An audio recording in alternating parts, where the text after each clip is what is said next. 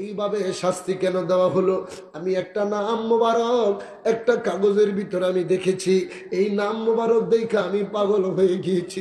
আমি তার জীবনে কোনোদিন দেখি নাই, আমি তার সামনে কোনোদিন যাই নাই। এই নাম মোবারকটা শোনার পরে, নাম মোবারকটা দেখার পরে আমি পাগল হয়ে গিয়েছি। আমার বাবা এই কারণে আমাকে এইভাবে শাস্তি দিয়েছে। সঙ্গে সঙ্গে ফজর আজান শুরু হয়ে গেছে। হযরতে বেলাল আজান দেয়, আল্লাহু আকবার, আল্লাহু আকবার, আশহাদু আল্লা ইলাহা ইল্লাল্লাহ, আশহাদু আন্না মুহাম্মাদুর রাসূলুল্লাহ যখন বলে, ছোট্ট ছেলেটা কয়, কে গো তুমি? আমি গো তোমাকে চিনি না। এই যে নাম মোবারকটা নিয়েছে, এই নাম মোবারকটা নেওয়ার কারণে আমার বাবা আমাকে এইভাবে শাস্তি দিয়েছে। আবুগত বরিশাল জেলা মহানগর, এই উজিরপুর উপজেলা, দূর দূরান্ত থেকে আগত প্রাণপ্রিয় জাকের পার্টি সম্মানিত নেতৃবৃন্দ, আমার সামনে উপস্থিত ধর্মপ্রাণ মুমিন মুসলমান ভাইয়েরা, যুবক বন্ধুরা, পর্দার অন্তরালে মা ও বোনেরা, সকলের প্রতি আবারও সালাম দিচ্ছি। আসসালামু আলাইকুম ওয়া রাহমাতুল্লাহি ওয়া বারাকাতুহু। আল্লাহ পাকের দরবারে অগণিত শুকরিয়া আদায় করে যে মহান রব্বুল আলামিন আমাদেরকে প্রতি বছরের ন্যায় এবছরেও এই বাৎসরিক পবিত্র আদিমুসান ইসলামী জলসায় বেহেশতের বাগানে যে মহান স্রষ্টা আমাদেরকে আবার এই পবিত্র বাগানে এনে উপস্থিত করে দিলেন, হাজির করে দিলেন, এজন্য সেই মহান রব্বুল আলামিনের দরবারে আমরা সবাই শুকরিয়া আদায় করি, সকলে বলি আলহামদুলিল্লাহ। শতকোটি দরুদ ও সালাম ওই নবী পাকের উপর যাকে সৃষ্টি না করলে আল্লাহ পাক রব্বুল আলামিন কুল কায়নাত কোনো কিছুই সৃষ্টি করতেন না। সেই নবীজির রওজা মুবারকে অগণিত দরুদ ও সালাম এবং চুম্বন আরজ করি, সকলে বলি সাল্লাল্লাহু আলাইহি ওয়াসাল্লাম। প্রাণপ্রিয় ভাই এবং বোনেরা, মাইকের আওয়াজ যতদূর পর্যন্ত যায়, আমি গোলাম গত বছরেও আপনাদের এই মাহফিলে এসে হাজির হয়েছিলাম। আল্লাহ তাআলা এই বছরেও দয়া করে আমাকে আপনাদের এই গ্রামে এনে উপস্থিত করে দিলেন। তো আমি গত বছর যেই ধারাবাহিকতা আলোচনা করেছিলাম, সেদিক থেকে এবছরেও আমি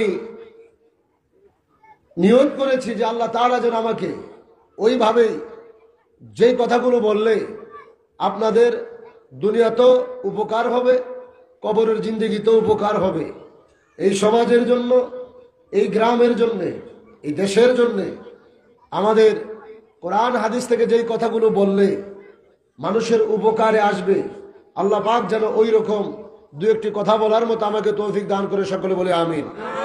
আরো জোরে বলেন আমিন। আমরা কি খুশি না বেজার? আওয়াজ কম হইতেছে। খুশি না বেজার? এই এলাকায় মানুষ অনেক আছেন। আমি রাস্তায়, বাজারে, দোকানের সামনে অনেক ভাই বন্ধু আছেন, ছোট ছোট ভাইয়েরা, যুবক ভাইয়েরা, মুরব্বী বাবারাও আছেন। আপনাদেরকে গত বছরও বলছি, আজকেও বলছি, এই বাগানটা কারো ব্যক্তিগত নয়। হয়তো বা একজন মাহফিলটা সাজিয়েছে, কিন্তু এই বাড়িটা একজনের বাড়ি, বাগানটা যে কোনো একজন সাজাইছে খরচ দিয়ে, কিন্তু এই বাগানটার নাম হয়েছে আজকে রাত্রের জন্য এটা বেহেশতের বাগান। কি কথা বুঝেন নাই? যদি বলেন কেন, কারণ বাগান সাজাইছে মাহফিলের আদিমুসান ইসলামী জলসা।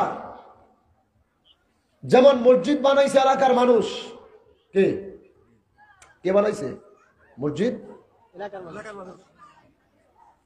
মসজিদ কারা বানায়? পাবলিকই তো বানায় না? ফেরেশতারা আইসা বানাইছে? বাইতুল মুকাদ্দাস শুধু ফেরেশতারা, জিনের আইসা হযরত সুলাইমান আলাইহিস সালামের যুগে বানাইছে। এই যে মসজিদ, যাহা কিছু আপনার আমার সমাজে যা মসজিদ আছে, এগুলো কারা বানায়? মানুষে বানায়। মোবাইল টিপতেছেন আপনারা, কি লাভ মাহফিল আইসা? মোবাইল তো জগৎটা খাইছে। এখানেও এইসব মোবাইল, কদিন পরে মসজিদে বৈশা বৈশা টিপবেন মোবাইল। মসজিদ বানায় কে? রাজমিস্ত্রি।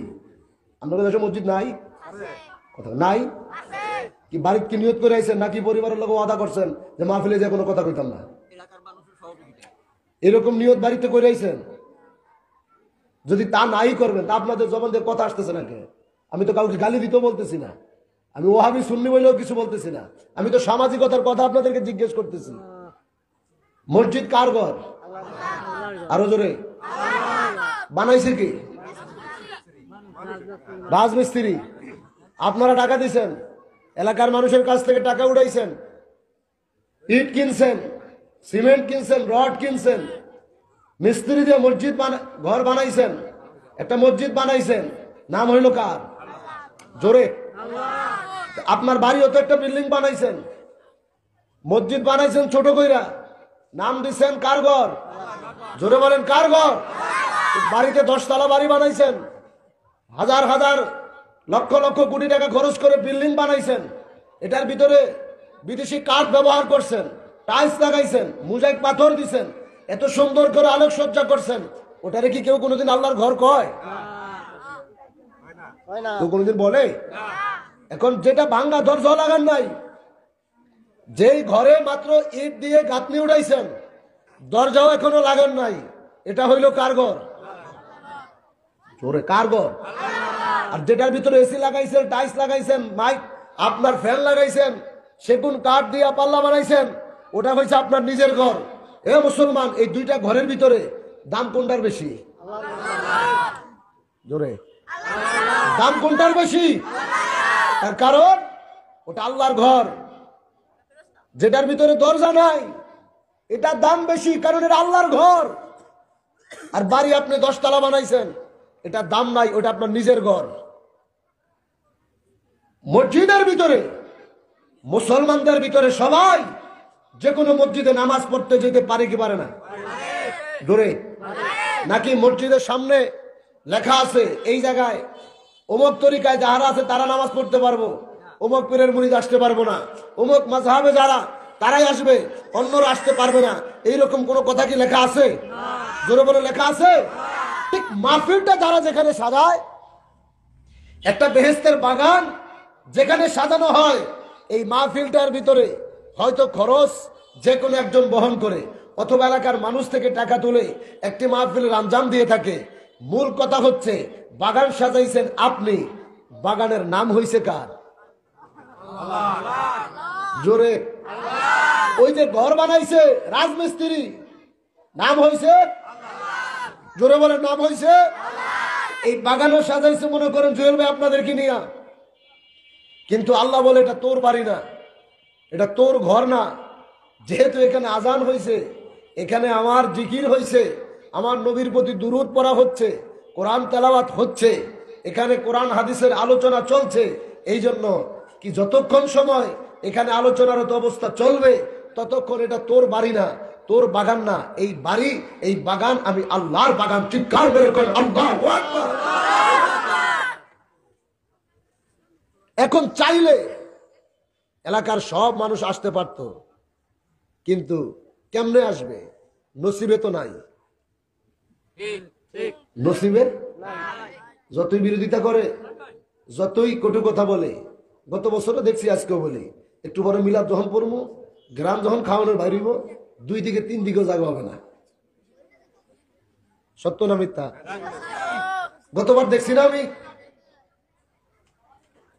এখানে তো গান বাজনা হয় নাই, হয়েছে নি? কথা বল, গান বাজনা হয়েছে?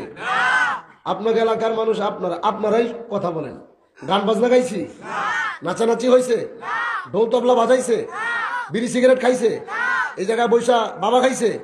ওই যে শালু কাপড় লাল গামছা মাথায় বাইন্দা হাতের ভিতরে ডলাডলি করছে? কি হয়েছে? আজান হয়েছে কি হয় নাই? কথা বল, হয়েছে কি হয় নাই? নামাজের জামাত, মুনাজাত, জিকির আজকার, মিলাদ সব কোরআন হাদিস ভিত্তিক হলো, এরপরেও আপনাদেরকে কোন শয়তানে অন্যদিকে ঘুরিয়ে রাখলো? কোন শয়তান আপনাদেরকে অন্যদিকে ঘুরিয়ে রাখলো? মানুষ শয়তান ঘুরাইছে, মানুষ শয়তান ঘুরাইছে। ইবলিস শয়তানকে দেখা যায় না, কিন্তু মানুষ শয়তানকে দেখা যায়। যদি বলেন মানুষ শয়তান কারা, আপনার এত প্রকৃত বন্ধু যিনি আপনাকে ছাড়া এক কাপ চা খাইতে পারে না, আপনাকে ছাড়া গর্তে বাইর হইতে পারে না, ওটা আপনারা ঘুরাইছে। মনে রাখবেন, প্রকৃত বন্ধু তিনি যিনি আপনাকে সৎ কাজের দিকে ধাবিত করে, যিনি আপনাকে ভালো কাজের দিকে উৎসাহিত করে। এখন আজান দিছেন, আমাদের সময় হয়েছে, আপনি বলছেন যে দোস্ত নামাজ পড়তে যাই, ওইটা আপনারা কইতেছে তোর কাপড় কি ঠিক আছে, তুই নামাজ পড়তে যাবি? বলে না, এটা তোমার শত্রু, এটা ইহকালও শত্রু, পরকালও শত্রু। আর মসজিদ থেকে আজানের আওয়াজ আসছে, বন্ধু বলতেছে চলো আজান দিছে আমরা নামাজ পড়তে যাই, এটা তোমার দুনিয়ার জন্য ভালো, কবরের জন্য ভালো। আজকে বুঝবেন না আমার কথাগুলো, হয়তো আপনাদের কাছে হেলায় হেলায় হাসি ঠাট্টা মনে করতেছেন। মনে রাখবেন, এটা আপনার জন্য বাস্তবতা। যেদিন দুইটা চোখ আপনার বন্ধ হয়ে যাবে, চোখ বন্ধ হওয়া লাগবে না। আগামীকালকে মোটরসাইকেল অ্যাক্সিডেন্ট করে দুইটা পা ভাঙ্গা ঘরে পড়ে থাকেন, একজনও পাইবেন না। পাবে? একজনও বন্ধু পাইবেন না আপনি।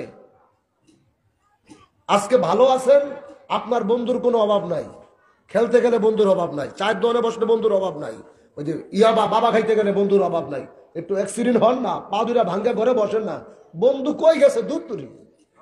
চাষা নিজের জীবন বাঁচা, কথা ঠিক। তবে ভাই এতটুকু বলবো আপনাদেরকে, এই শক্তি কিন্তু শক্তি না, এই দেমাগ আপনার দেমাগ না। মনে রাখেন, আপনার কতটুকু শক্তি আছে, আপনার চাইতে সৃষ্টি জগতের সব চাইতে ছোট প্রাণী পিপিলিকা, তার শক্তিও কিন্তু আপনার চাইতে বেশি। কিন্তু সেই প্রাণী কখনো অহংকার করে নাই। কিন্তু আপনি আশরাফুল মাখলুকাত, মানুষ হয়ে আপনি অহংকার করতেছেন। আপনি আপনার দেমাগ দেখাচ্ছেন, ক্ষমতার বাহাদুরি দেখাচ্ছেন, সামাজিকতার বাহাদুরি দেখাচ্ছেন, গ্রামের বাহাদুরি দেখাচ্ছেন। কয়দিন ক্ষমতা থাকবে? এখন বিছানায় ঘুমাইতে যাইবেন, ঘুম যদি ভাঙে তাইলে সকাল, আর ঘুম যদি না ভাঙে, কথা বলেন, ঘুম যদি ভাঙে তাইলে তো সকাল হবে, আর ঘুম যদি না ভাঙে পরকালে দেখা হবে। অহংকার করতেছেন, এত ক্ষমতা দেখাচ্ছেন, একবারও কি মনে পড়ে না? হসপিটালে কি কখনো যান নাই? হসপিটালে গেলে তাদেরকে দেখলে একবারও কি আপনার মনে পড়ে না যে আল্লাহ তুমি আমাকে কত ভালো রেখেছো? কত মানুষ হসপিটালের বিছানায় পড়ে কাতরাচ্ছে জীবনের মায়ায়, জীবন যুদ্ধে তারা কত যুদ্ধ করতেছে, তুমি তো আমাকে সুস্থ রেখেছো। এই শুকরিয়াতান হিসেবেও তো ভালো হয়ে যাওয়ার কথা। বন্ধুগণ আমার গভীর মনোযোগ, আমার আল্লাহ রাব্বুল আলামিন কুরআনুল কারীমের সূরাতুন নামলের ভিতরে আমার আল্লাহ পিপিলিকা দিয়ে পৃথিবীর মানুষদেরকে বুঝিয়ে দিলেন। এই আলোচনাটা থেকে আরেকটি বিষয় আপনাদেরকে উপলব্ধি করতে হবে। আজকে আমরা যেখানেই থাকি না কেন, যেই জায়গায় অবস্থান করি না কেন, আমরা যখন মিলাদ পড়ি, যখন নবীর দুরূদ আর সালাম করি, আমাদেরকে নিয়ে মানুষের ভিতরে বিভিন্ন ভাবে কথা হয়, আমাদেরকে নিয়ে মানুষ বিভিন্ন ভাবে কটু কথা বলে থাকেন। কেন বলে থাকে? এই কারণে আমার ওই সমস্ত ভাইয়েরা, আমার বন্ধুরা, বাবারা, আমাদের কথাগুলো তাদের বিশ্বাস হয় না। তারা বলতে চায় কি কথাগুলো বলতে চায়, আমরা শত শত মাইল দূরে থেকে আমরা নবীর মিলাদ করেছি, আমরা নবীজিকে দাঁড়িয়ে সালাতু সালাম দিয়েছি। আমার ভাইদের যুক্তি হলো, সালাম যদি দিতে হয় সামনে যিনি আছে তিনাকে সালাম দিতে হবে। এদের উত্তর, এদের যুক্তিটা হলো, নবী শত শত মাইল, হাজার হাজার মাইল দূরে রওজায়ে তোহারে আমার নূরের নবী ঘুমিয়ে আছেন। ওই নবীজিকে সালাম দিলে নবী কেমনে উম্মতের সালামের আওয়াজ শুনবে? আপনাদের কাছে আমার প্রশ্ন, নবীজিকে যখন দুরূদ শরীফ পড়া হয়, নবীর প্রতি যখন সালাম দেওয়া হয়, ওই নবী আপনার আমার সালাম শুনতে পারে কি পারে না? চিল্লায় কোন? ও মুসলমানেরা শুনে রাখো, আমার আল্লাহ রাব্বুল আলামিন কোরআনুল কারীমের 11 নম্বর পারার 2 নম্বর পৃষ্ঠায় আল্লাহ পাক জানিয়ে দিলেন, ওয়াকুল ইমালু ফাসারাল্লাহু আমালাকুম ওয়া রাসূলুহু ওয়াল মুমিনুন। এই সাউন্ড কমান, এটা মজা শুরু করছেন, বলা পাইছেন আপনি? আল্লাহ রাব্বুল আলামিন জানিয়ে দিলেন, দুনিয়ার মানুষ শুনে রাখো, এটা শুধু আমার জন্য নয়, এটা শুধু আপনাদের জন্য নয়, সমস্ত ধর্মের মানুষ সবার উদ্দেশ্যে আমার আল্লাহর কোরআন, কোরআনকে যারা বিশ্বাস করেছে, কোরআনকে যারা মেনে নিয়েছে, এরাই হচ্ছে ইমানদার, এরা মুসলমান। যারা আল্লাহর কোরআনকে অস্বীকার করে তারা হচ্ছে কাফের। কথা কোন ঠিক কিনা?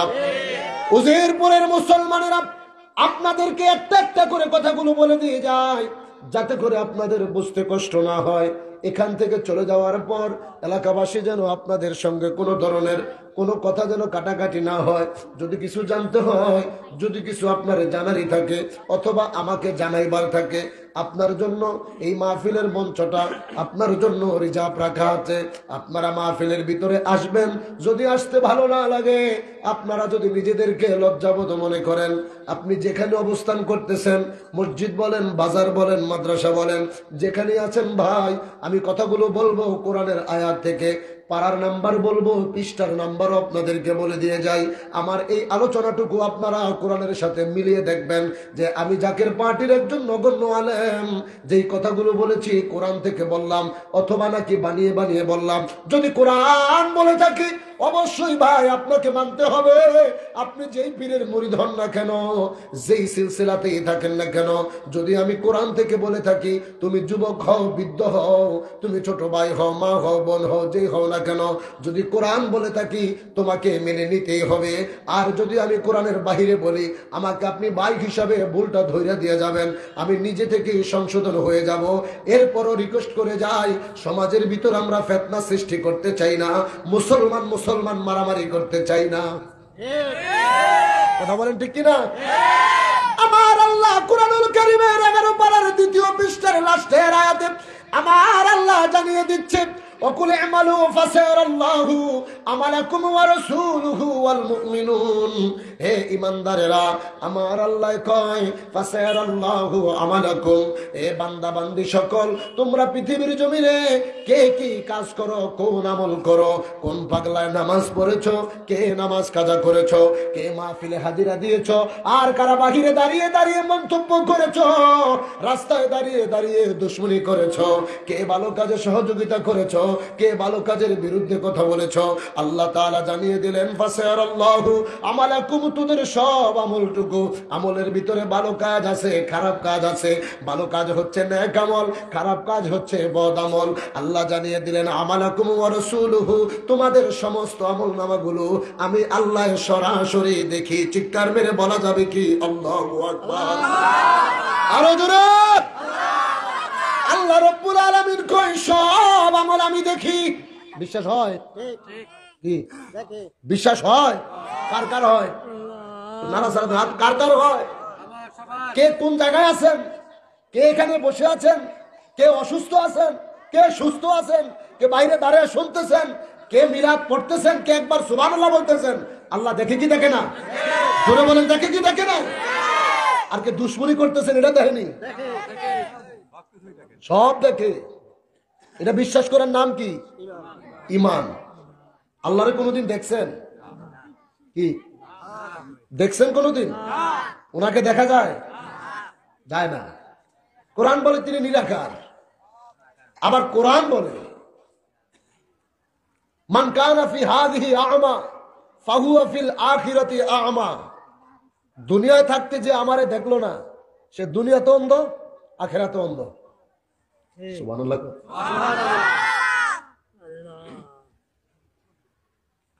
ইনি বলে আমার কোনো আকার নাই, আবার ইনি বলে দুনিয়ায় থাকতে যে আমারে দেখলো না, সে দুনিয়াতে অন্ধ, আখিরাতে অন্ধ। এখন বিপদে পড়ছি তো আমরা। কি স্রষ্টার সৃষ্টি আমরা, বিধান আপনার, কোন দিকে যাব? আল্লাহ বলে লা তুবতিলু সাদাকাতিকুম বিল মান্নি ওয়াল আযা, 3 পারায় 4 পৃষ্ঠায়, যে তোমরা কোনো কিছু দিয়া কখনো কাউকে খোটা দিবা না। কোরআন কার? আমার সাথে যদি একটু কথা কোন, আমার কথা বলতে ভালো লাগে। কোরআন কার? লা তুবতিলু সাদাকাতিকুম বিল মান্নি ওয়াল আযা, কোনো কিছু দিয়া খোটা দিবা না। যদি খোটা দাও তাইলে বিনিময় থাকবে না। আমাদের সমাজে এইরকম মানুষ আসেনি যে কখনো উপকার করছে 2 মাস 6 মাস পরে একটু ঝগড়া লাগছে খোটা দিয়ে দিচ্ছে। Subscribe to my channel আমরা and তো বরিশাল also press উজিরপুরে this বলে নাই। bell icon. হ্যাঁ, তো আমি আপনাদের দিকে একটু পিছনে মাইক পেন করে একটু পিছনে নেন। আমি আপনাদের দিকে এই কথাগুলো বলার জন্য আমি ইন্ডিকেট করছি না, আমি বুঝাইতে। তো আল্লাহ, আমি সব ভাইদেরকে উদ্দেশ্য করে বলছি, ভাই যুবক ভাইরা তোমরা বসো, কথাগুলো ভালো লাগবে। মাদ্রাসা ছাত্রদেরকেও বলছি, আজকে তুমি ছাত্র, একদিন তোমার নিয়ত আছে আমি মানুষের সামনে দাঁড়িয়ে কথা বলবো। মনে রাখবি কিয়ামত পর্যন্ত কোরআন হাদিস পড়লো কথা বলার মতো তুমি ওই শক্তি পাবা না যতক্ষণ তুমি ঠিক মতো না শুনবা। তোমাকে আরেকজনের কথা তোমাকে শুনতে হবে, বুঝতে হবে। সবাইকে উদ্দেশ্য করে বলছি, কথাগুলো শোনেন যে আসলেই কি আমি জাকের পার্টি করি, আমার এটা সংগঠন, কিন্তু আমি কি আসলেই এখানে বৈশা যে জাকের পার্টি অথবা খাদা ফরিদপুরি বললাম নাকি কোরআন হাদিস থেকে বললাম, এটা বিশ্লেষণ করার জ্ঞানটা তো আল্লাহ আপনাদেরকে দিছে না? এটা যাচাই বাছাই করার জ্ঞানটা তো আল্লাহ আপনাদের অন্তত দিছে। কোরআন তো শুধু আমাদের জন্য না, কোরআন তো সবার জন্য। কথা বলে না, কোরআন সমস্ত মুসলিম উম্মাহর জন্য। আমি ওই কোরআন থেকে আপনাদেরকে বুঝাইতে চাই, আল্লাহ কয় কোনো কিছু দিয়া খোটা দিবা না, যদি খোটা দাও বিনিময় থাকবে না। এখন এই আল্লাহ রব্বুল আলামিন 3 পারায় আল্লাহ বললেন দিয়া বলা যাবে না, যদি খোটা দাও বিনিময় থাকবে না। ইনি 4 নম্বর পারার 10 নম্বর পৃষ্ঠার লাস্টের আয়াতে আল্লাহ জানিয়ে দিচ্ছে, লাকাদ মান্নাল্লাহু আলাল মুমিনিনা ইয বাআসা ফীহিম রাসূলা, আমি মুমিনদেরকে রসুল দিয়া দয়া করছি। আল্লাহু আকবার। 3 পারায় আপনি বললেন দিয়ে বলা যাবে না, 4 পারায় আপনি আমাদেরকে খোটা দিচ্ছেন যে আমি মুমিনদেরকে নবী দিয়া দয়া করছি, আপনি কেন আমাদেরকে খোটা দিলেন? আল্লাহু আকবার বল।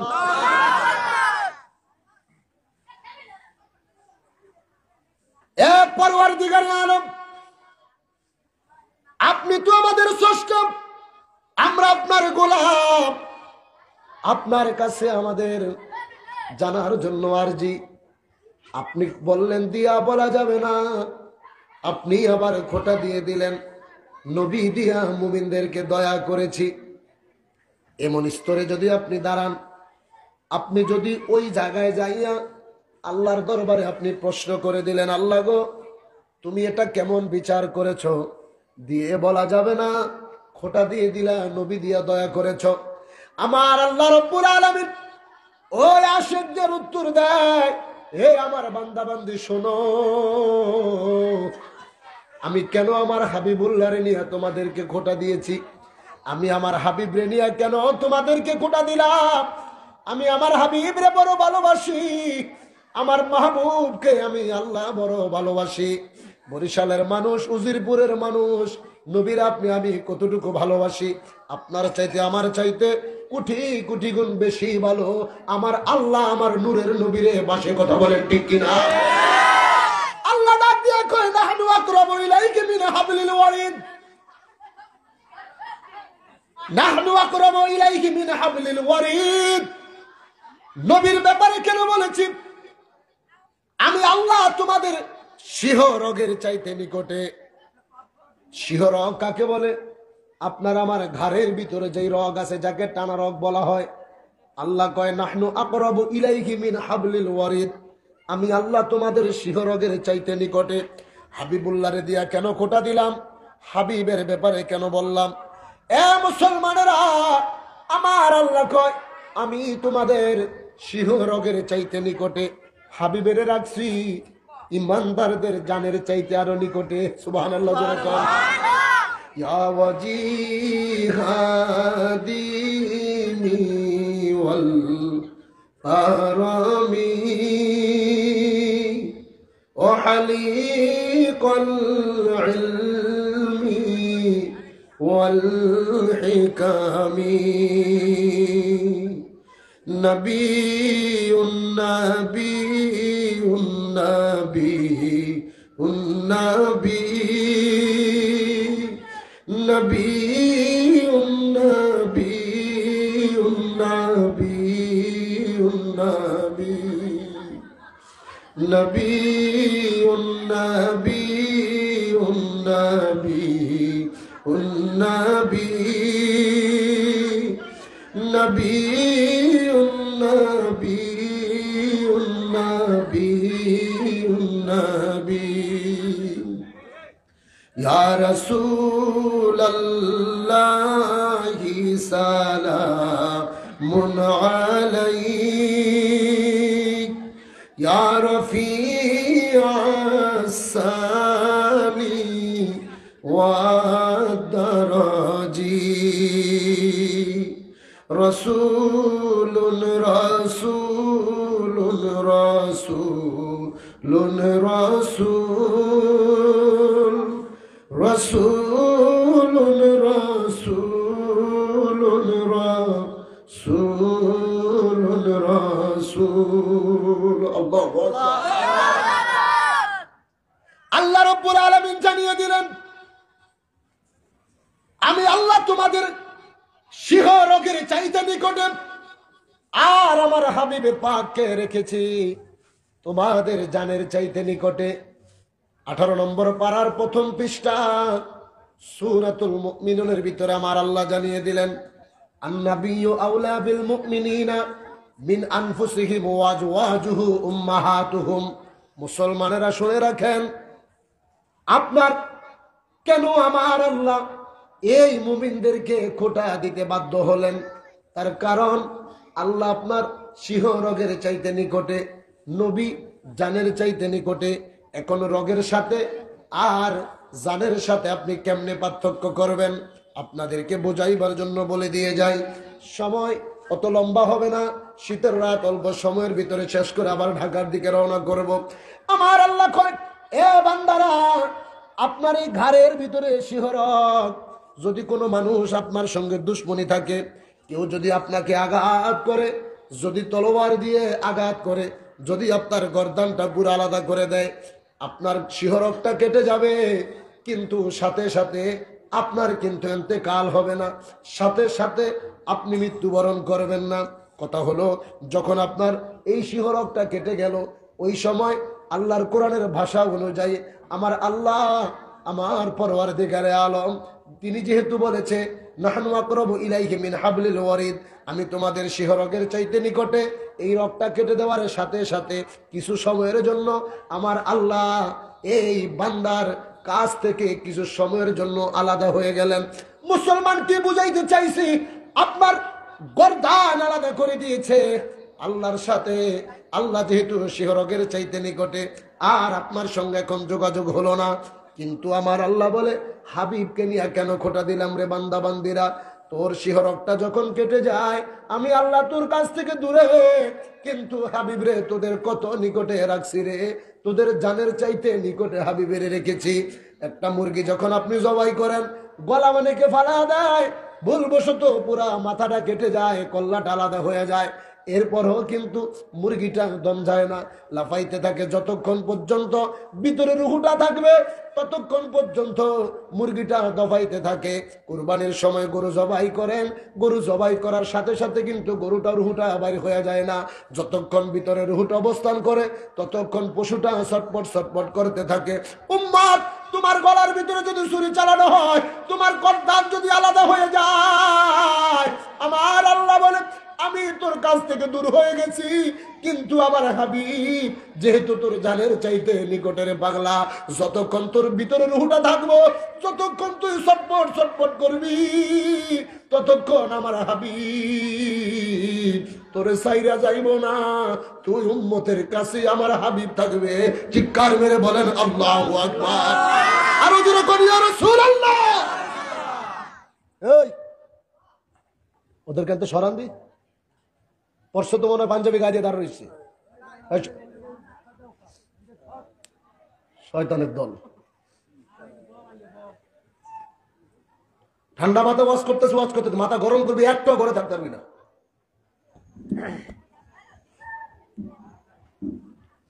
চাই ভালো থাকতে, কিন্তু ভালো থাকতে দিবে না।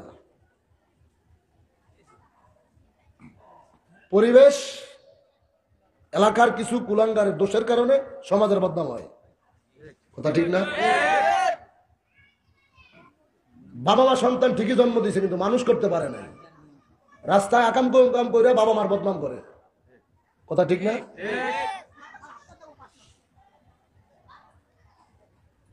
কোন বাবা মাই চায় না সন্তানটা খারাপ হোক, সামাজিকতার কারণে কিছু দুশ্চরিত্র লোকের সাথে আড্ডাবাজির কারণে খারাপ হয়েছে, আর ওদের কারণে গ্রামের বদনাম হয়। আমি তো এই দেশে মাহফিল করবো না বেটা, আগামীকালকে সিলেট যাবো, তো ওই জায়গায় যায় তো তোকে গ্রামের কথাটা বলবো।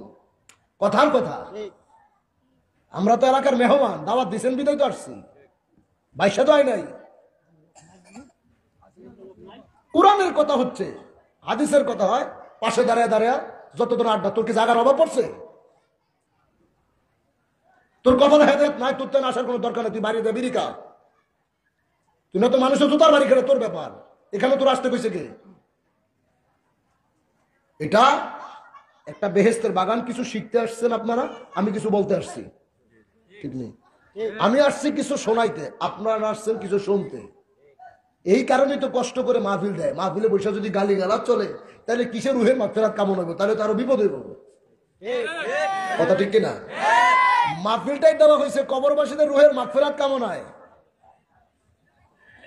এখন এখানে বসে যদি কোরআন হাদিসের কথাই যদি বলার মতো পরিবেশ না থাকে, এই শীতের ভিতরে কত দূর দূরান্ত থেকে মানুষগুলো আইসে এখানে বসছে, এলাকার কিছু মানুষ এমন ভাব ধরছেন মনে হইতেছে আপনারা সব ইমানদার আর আমরা না জানি সব জাহান্নামী। মাথা গরম করে না, ঠিক না? ওদের ভাব দেখে মনে হইতেছে আমরা সব জাহান্নামী, ওরা সব জান্নাতি। আরে বেটা, বুকে হাত রেখে বলতে পারি, বুকে হাত রেখে বলতে পারি, এই সৃষ্টি জগতে রাসূলুল্লাহর পক্ষে যারা কথা বলে, আল্লাহর ওলিদের পক্ষে যারা কথা বলে, কোরআন হাদিসে যতটুকুই চালুক না কেন, তার ডক্টরেট ডিগ্রি নাও থাকতে পারে, অমুক আল্লামা গবেষক না হইতে পারে, চ্যালেঞ্জ করে তোদের সামনে বলি, এক মঞ্চে এসে বস, যারা নবীর পক্ষে, ওদের চেহারার দিকে তাকাইলে বোঝা যায় তাদের চেহারার ভিতরে একটা মায়া আছে, একটা নূরের ঝলক আছে। কথা বল ঠিক কিনা? আর যত বড় ডিগ্রিধারী মোল্লা হোক, যত বড় মুফতি মুহাদ্দিস হোক, ওরা মঞ্চে বসলে যেটা আমার নবীর বিরোধিতা করে, নবীর শানের রিসালাতের বিরুদ্ধে কথা বলে, নারে তাকবীরের পরে রিসালাতের বিরোধিতা করে, আল্লাহর কসম করে বলি, পরীক্ষা করে ওদের চেহারার দিকে তাকাইবেন, ওদের চেহারার দিকে তাকাইতে মন চায় না। ওদের চেহারার ভিতরে তাকাইতে মানুষের মনে চায় না। তার কারণ ওর ভিতরে কোনো মায়া নাই, ওর ভিতরে কোনো প্রেম নাই, মহব্বত নাই। থাকবে কোত্থেকে? প্রেমের বস্তু যিনি, ভালোবাসার মূল চাবি যিনি, মুহাম্মাদুর রাসূলুল্লাহ সাল্লাল্লাহু আলাইহি ওয়াসাল্লামের সাথে গাদ্দারি করেছে, দুশমনি করেছে, এই জন্য আল্লাহ তোর চেহারা থেকে নূর উঠে লয়ে গেছে। কথা ঠিক ঠিক বলতে বাধ্য করলি। প্রায় ঘন্টা হয়ে গেছিল, ঠান্ডা মাথায় ওয়াজ করতেছিলাম। এটা চ্যালেঞ্জ করে বলতে পারি, টিভিতে বলেন, অনলাইনে বলেন, অফলাইনে বলেন, যেদিকেই দেখবেন, সে যেই সিলসিলার হোক, যদি নবীর পক্ষে থাকে ওর চেহারার দিকে তাকায়েন। আর যারা ওই যে ওই মার্কা, যারা দুশ্মনী করে, অবশ্য চেহারার দিকে তাকান, দেখবেন কোনটার ভিতরে মায়া আছে। আমি চেহারার কালোতে কালো বলছি না, এই ফেস কাটিং সাদাতে আমি সেই মায়া বলছি না। কালো হইলেও ভিতরে একটা মায়া থাকে। কথা কয় না? ঠিক নেই? কালো হইলেও ভিতরে একটা মায়া থাকে, অগলটা থাকে না, থাকবো না। আবার বড় বড় কথা, গোস্তাখে রাসূল যারা, নবীর সাথে যারা দুশমনী করছে, আল্লাহ তাআলা এই ইহকালেই তাদেরকে শাস্তি দিয়েছে। মঞ্চে বৈশা নবীর মিলাদকে ব্যঙ্গ করছে, দুরূদ ব্যঙ্গ করছে, আল্লাহ তো সহ্য করতে পারে নাই, মঞ্চে থাকা অবস্থায় মুখ বাঁকা করে দিছে। আছে না? নেটে ঢুকেন না, এখন দেখবেন। তো আল্লাহর হাবিবের সাথে দুশমনী করলে আল্লাহ এটা সহ্য করতে পারে না, এটা আমার আল্লাহ সহ্য করতে পারে না। এই মাহফিল নবীর পাগলদের মাহফিল, দুশমনী করবি মনে রাখবি বংশ পরম্পরায় ক্ষতিগ্রস্ত হবি। আমার কেবলাদান হুজুর স্পষ্ট বলছে যে আমার এই দরবার, এখানে দুইটা জিনিস মওজুদ আছে, মানে রিজার্ভ, এক রহমত আর এক গজব। বলছে না? আমার এই দপ্তরে যারা আসবে, হয় রহমত নিয়ে বাড়িতে যাবে, নয়তো গজব নিয়ে বাড়িতে যাইব। দুইটার একটা তাকে নিতেই হইব। ঠিক কিনা? রহমত পাইবেন কি কাজ করলে এটা তো জানেন, আর গজব পাইবেন কি কাজ করলে এটা তো আপনি জানেন। কেউ কি ইচ্ছা কইরা কেউ কি গজব নিতে চায়? বাড়ি থেকে কষ্ট করে ঘুম নষ্ট করে শীতের ভিতরে বাইরে কি কারণে আপনি ঘুরবেন, আড্ডা দিবেন?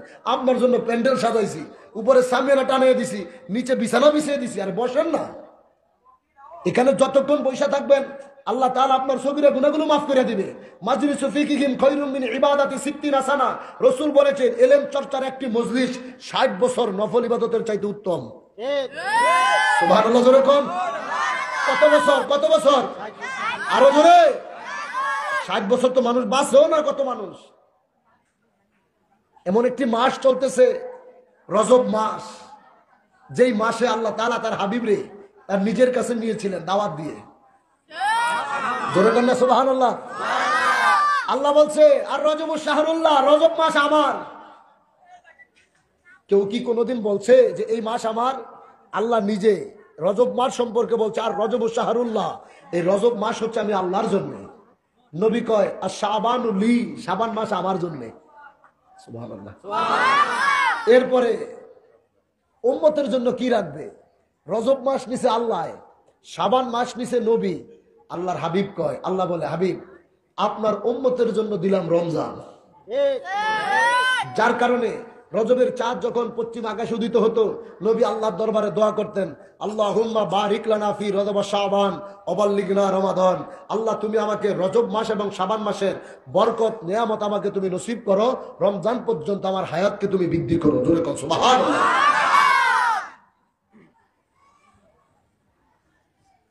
আল্লাহ তাআলা আমাদেরকে বোঝার তৌফিক দেন। জোরে বলেন আমিন। কি যেন বলতেছিলাম কোরআন থেকে? আল্লাহ পাক জানিয়ে দিয়েছে যে আমি তোমাদের শিহরগের চাইতে নিকটে, আর হাবিব তোমাদের জানের চাইতে নিকটে। জান কোন জায়গায়? যেটাকে রূহ বলা হয়। কি? যেটাকে বলা হয় রূহ। যতক্ষণ পর্যন্ত আপনার আমার ভিতরে রুহু আছে ততক্ষণ আমার ক্ষমতা আছে। আমি চাঁদপুরি, আপনি মেম্বার সাহেব, আপনি এলাকার কোনো গণ্যমান্য ব্যক্তি মাতবর, আপনি বাড়ির মসজিদের মোতাওয়াল্লি, আপনি যেই হন, যতক্ষণ ভিতরে রুহুটা আছে ততক্ষণ আপনার এই ক্ষমতাগুলো আছে। যেই মুহূর্তে রুহুটা বাইর হয়ে যাবে আর কোনো চালান আছে? কেউ আমার চাঁদপুরি সাহেব বলে ডাক দিবে? কেউ আপনাকে সভাপতি সাহেব বলে ডাক দিবে? কি নাম? মরা লাশ। এই মৃত্যু আমাদের হবে নি? হইতো না? হবে কি হবে না? ভাই পৃথিবীতে আসার সিরিয়াল আছে, যাওয়ার কোনো সিরিয়াল নাই, মনে রাখেন। পৃথিবীতে আসার সিরিয়াল আছে। দাদা, দাদার পরে বাবা এসে, বাবা এরপরে আপনার বাবা শাদী করছে, আপনি জগতে জন্ম নিছেন, আপনার বড় ভাই আছে, ছোট ভাই আছে, মেজো ভাই আছে, কিন্তু এই জগৎ থেকে যাওয়ার বড় ভাই, ছোট ভাই, মেজো ভাই নাই। যখন যার ডাক আসবে সেই বিদায়। কথা কোন ঠিক কিনা? যখন যার ডাক আসবে সেই বিদায়। তো কবরে যে যাইতে হবে, এটা কি আমরা কেউ অস্বীকার করতে পারবো? এই কবরের জন্য কি কামাই করছি ভাই? এই কবরের জন্য কি কামাই করলাম? খালি আমার জীবন, আমার ঘর, আমার বাড়ি, আমার সংসার, আমার সমাজ নিয়েই তো পড়ে রইলাম। কবরে যে আপনাকে আমাকে যেতে হবে, ওখানকার জন্য কি নিলাম? পৃথিবীতে তো সবাই আছে, বন্ধু বান্ধব সব আছে, কিন্তু যেদিন আপনাকে চিরদিনের জন্য শেষ বিদায় যেদিন জানানো হবে, সবাই আসবে আপনাকে বিদায় জানাইতে। ওই 3.5 হাত কবরে যখন নামানো হবে, সেদিন কে আপনার সাথী হবে?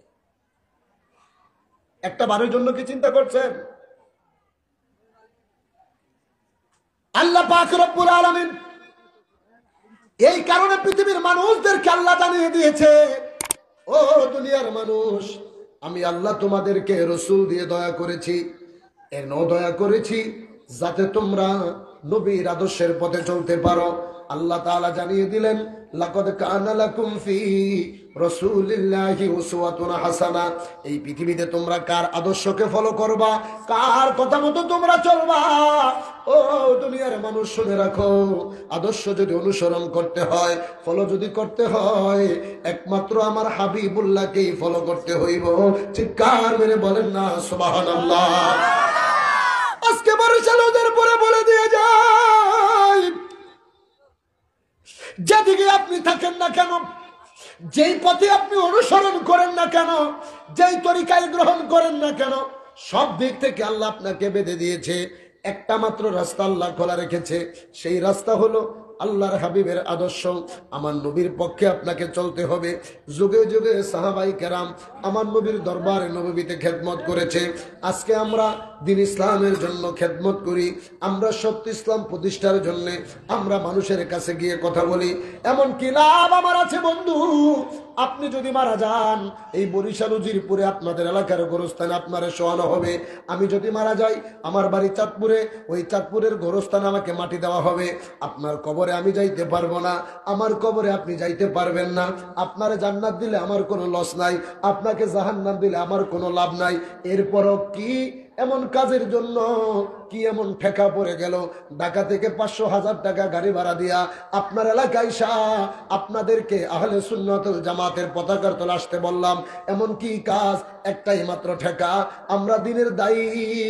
নবী বলেছে বাল্লিগু আন্নি ওয়ালাউ আয়া, আমার পক্ষ থেকে একটা বাক্য যদি তোমরা শিখে থাকো সেটা অন্য মানুষদের কাছে জানিয়ে দাও। মুসলমান শুনে রাখেন, আমলের দিক থেকে বলেন, আকীদার দিক থেকে বলেন, আমরা নবী আমাদের কাছে ঠেকানা, বরঞ্চ আমরা উম্মত নবীর কাছে ঠেকা। কথা ঠিক নেই? নবী আমাদের কাছে ঠেকানা, আমরা উম্মত নবীর কাছে ঠেকা। আল্লাহ জানিয়ে দিয়েছে, গুনাহ করেছো, গুনাহ করছো, অপরাধ করছো, ওয়ালাউ আন্নাহুম ইয যালামু আনফুসাহুম জাউকা ফাস্তাগফিরুল্লাহ ওয়াস্তাগফারা লাহুমুর রাসূল। আল্লাহ জানিয়ে দিলেন, জুলুম করছো নফসের উপরে, গুনাহ করেছো, অপরাধ করেছো, যতই কিছুই তুমি করছো না কেন রে বান্দা, এই গুনাহ যদি ক্ষমা করাইতে চাও, জাউকা যা যা ফাস্তাগফিরুল্লাহ, সেই জায়গায় যায়া তওবা কর, ওয়াস্তাগফারা লাহুমুর রাসূল, আমার রাসূলের দরবারে যায়া তওবা কর, আমি আল্লাহ তোদের জীবনের গুনাহগুলো maaf কইরা দেব। জোরে কোন সুবহানাল্লাহ, আল্লাহু আকবার জোরে কোন। এখন নবী দেখি নাই, সাহাবী দেখি নাই, তাবেঈন দেখি নাই, তাবেঈন দেখি নাই, খুলাফায়ে রাশিদিন দেখি নাই, আশারায়ে মুবাশশিরিন দেখি নাই, আহলে বাইতও দেখি নাই। আমরা কার কাছে যাব? আমরা কার কাছে যাব? আমরা তো গুনাহগার। কি গুনাহ করেন নাই? আমরা তো গুনাহমার্কা মানুষ। আমাদের কাল অপবিত্র, আমাদের এই দেহটা অপবিত্র হয়ে আছে। আমরা গুনাহ করতে করতে আমাদের কালটা ময়লা হয়ে গিয়েছে, যার কারণে ভালো কাজের কথা শুনলে আমাদের আর ভালো লাগে না। আপনি কেমনে বুঝবেন আপনার যদি শয়তান আসর করছে, আপনাকে যে ইবলিশ আসর করছে, বুঝবেন কেমনে? আপনার খারাপ জায়গায় গেলে আপনার ভালো লাগবে। আপনি গানের মঞ্চে, বাদ্যর মঞ্চে, যাত্রাপালা গেলে আপনার খুব মজা লাগবে, কিন্তু মসজিদে গেলে আপনার খালি পোল্ট্রি মুরগির মতো ঘুমানোর ব্যারাম ধরবে। কি বিশ্বাস হয় না? আপনি এখন দুপুরবেলা ভাত খেয়ে শুইবেন, মোড়াইতে মোড়াইতে এইদিকে কাইতে হইতেছে, এইদিকে কাইতে হইতেছে, মাগার ঘুম আসে না। মসজিদে শুক্রবারে নামাজ পড়তে একটু যদিও সপ্তাহে একবার যায়, ইমাম সাহেব যখন আলোচনা করে, কোনোভাবে যদি মসজিদে যাই গেছে, ইমাম সাহেবের দিকে চাইয়া থাকতে থাকতে কি না, এই ঘুম কোত্থেকে আসে? ঘরের ভিতরে তো মোড়াইতে মোড়াইতে বিছনা শেষ, ঘুম তো হয় না। মসজিদে ঢুকতে দেরি নাই। আবার কত মুরব্বী দেখবেন, রাগ হয় না, 60 বছর 70 বছর হয়েছে, দাঁত দুধ পড়ে গেছে, ইমাম সাহেবের ওয়াজ শুনতে শুনতে গালিতে লোল বায়া পড়তে দেয়। কি বাস্তব? ইমাম সাহেব দেখে তো ডাক দিতে পারে না। ইমাম সাহেব ওয়াজের মাঝখানে কয়, চিল্লে এখন সুবহানাল্লাহ, পাশের তো একজনে কয় সুবহানাল্লাহ, যেটা ঘুমাইছে কয় সুবহানাল্লাহ। ঠিক নেই? এটা বাবের রাজ্যে আসছিল, ওরা ইবলিশ এমন ভাবে মাথার মধ্যে বানায় দেওয়া শুরু করছে, এর ঘুম কারে কয়? কতক্ষণ ইবলিশে যখন ধরে, ওয়াজের মঞ্চে যাইতে আপনার ভালো লাগবো না। আপনি খালি ফোনটা শুরু করবেন, কেমনে এটারে নষ্ট করা যায়, কেমনে ওই জায়গায় মানুষ জ্বালা আটকানো যায়। ঠিক নেই? কিন্তু দেখেন, এত শয়তানের জাল থেকে বেষ্টনী ছিঁড়েও আপনাকে রাইন আল্লাহ এনে ঢুকিয়ে দিছে। আলহামদুলিল্লাহ। আরো জোরে কোন আলহামদুলিল্লাহ। এই শয়তানের জাল, শয়তানের দুশ্মনের দুশ্মনী, মুনাফিকের মুনাফিকি, এই সব কিছু থেকে ছিন্ন বিচ্ছিন্ন করে আপনাদের ইমানের জোরে, ইমানের বলে বলিয়ান করে আপনাদেরকে আইনা এই যে জান্নাতের বাগানে ঢুকিয়ে দিছে, এটাই তো আমার আল্লাহর সবচেয়ে বড় দয়া। জোরে কোন আল্লাহু আকবার। বিশ্বাস হয় না? আপনাদের মতো, তোমাদের মতো শত শত বন্ধু রাস্তাতে আছে না? ওরা কেন আসতে বললো না? তুমি কেন আসতে বললা? ওর ভাগ্যে এটা নাই। কিন্তু আপনার ভাগ্যে এটা আছে, এই কারণে আল্লাহ আপনার এই জায়গায় না হাজির করছে। তো আমার প্রশ্ন হলো, নবী দেখি নাই, মদিনায় তো যাইতে পারতেছি না, যেতে মনে চায়নি কি? মদিনায় যাইতে মন চায় না? জোরে বলেন, চাই কি চায় না?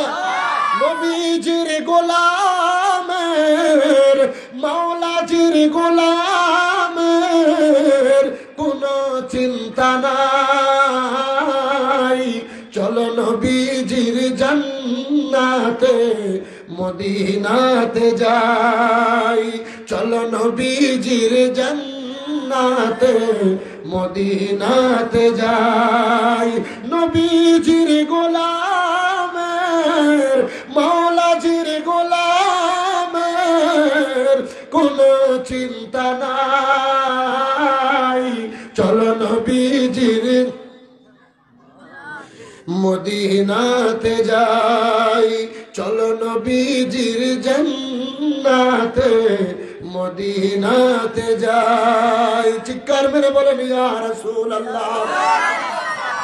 আমার নূরের নবী রহমাতুল লিল আলামিন, হায়াতুন নবী, জিন্দা নবী, যেই নবীর ব্যাপারে আমার আল্লাহ জানিয়ে দিয়েছে ফাসায়ারাল্লাহু আমালাকুম ওয়া রাসূলুহু, তোমরা কে কি কাজ করো, কে কোন আমল করো, তোমাদের সমস্ত আমলনামাগুলো আমি আল্লাহ সব কিছুই দেখতে পাই। এর বান্দারা জেনে রাখ, জেনে রাখ, শুধু আমি আল্লাহ নই, আমালাকুম ওয়া রাসূলুহু, আমি আল্লাহ যেমন দেখি, আমার বন্ধু মদিনাওয়ালা কামলিওয়ালা নবী রাসূলুল্লাহ ওই রকম দেখতে পায়। চিৎকার মেরে বলেন সুবহানাল্লাহ, আল্লাহু আকবার। এখন আল্লাহর কোরআন বলতেছে আমি যেমন দেখি নবীও তেমন দেখে। এখন আমি আমার মতো দেড় পাতার মুন্সি মৌলভী যদি বলে নবী কেমনে দেখবে, নবী দেখতে পারে না, তাহলে আপনি আমি কোনটা গ্রহণ করবো, আল্লাহর কোরআন নাকি আমার মতোই দেড় পাতার মৌলভীর কথা? জোরে 11 পারায় বলেই দিয়েছে, 11 পারার 2য় পৃষ্ঠার লাস্টের আয়াত আল্লাহ নিজেই বলেছে আমি যেমন দেখি আমার রসুলও দেখে। শুধু রসুল না, আমালাকুম ওয়া রাসূলুহু ওয়াল মুমিনুন, মুমিন যারা, মুত্তাকিন যারা, এক কথায় আল্লাহর বন্ধু, আল্লাহর ওলি যারা, তারাও দেখে। এখন আপনি অস্বীকার কেমনে করবেন? আপনি তো কোরআন অস্বীকার করতে পারেন না। যুগে যুগে সাহাবীরা এই কারণেই এই ইহুদিবাদের জন্য সঙ্গে যুদ্ধ করছে, জিহাদ করছে। আজকে সমাজের যে পরিস্থিতি, আজকে আমরা মুসলমান, আমাদের ভিতরে এই দলাদলির কারণে আজকে মুসলমান মার খাই ইহুদিদের হাতে। সব মুসলমান যুব সমাজ যদি ঐক্য হতে পারত, সামান্য কয়েক লাখ ইসরায়েলবাসী আজকে ফিলিস্তিনিদেরকে হত্যা করতে পারত না। আজকে ফিলিস্তিন, বাইতুল মুকাদ্দাস, মুসলমানদের প্রথম কিবলা মসজিদুল আকসা, যে মসজিদুল আকসার কথা কোরআন আল্লাহ বলেছে সুবহানাল্লাযী আসরা বিআবদিহি লাইলাম মিনাল মসজিদিল হারাম ইলাল মসজিদিল আকসা আল্লাযী বারাকনা হাওলাহু লিনুরিয়াহু মিন আয়াতিনা ইন্নাহু হুয়াস সামিউল বাসীর। আল্লাহ এই আয়াতে কারিমার ভিতরে মসজিদুল হারাম থেকে মসজিদুল আকসার কথা বলেছে, যে হাবিবকে দাওয়াত দিয়েছে, আল্লাহর বাড়িতে দাওয়াত করে নিয়েছে। আজকে সেই মসজিদুল আকসা ইহুদিরা তালা মেরে রেখেছে। এতে কি মুসলিম জাহান লজ্জিত না? কি আপনি কি মনে করতেছেন দূর মার খায় শুধু ইসরায়েল, ফিলিস্তিনবাসী সেনা মার খায়, আমাকে কি আপনার আমার ক্ষতি না? কথা বলে না। এক মুসলমানকে আঘাত করা মানে সমস্ত মুসলিম জাহানকে আঘাত করা।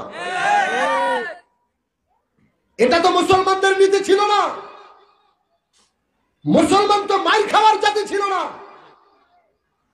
যখন পৃথিবীতে সামান্য মুষ্টিময় কয়েক হাজার মুসলমান ছিল, খলিফাতুল মুসলিমিন হযরত ওমর ফারুক আজমের যুগে, যিনি অর্ধ পৃথিবীকে শাসন করেছিলেন, বড় বড় দেশগুলো, রোমান সম্রাট বলেন, জার্মান বলেন, সমস্ত দেশগুলো হযরত ওমরকে ট্যাক্স দিতে বাধ্য হয়েছিল।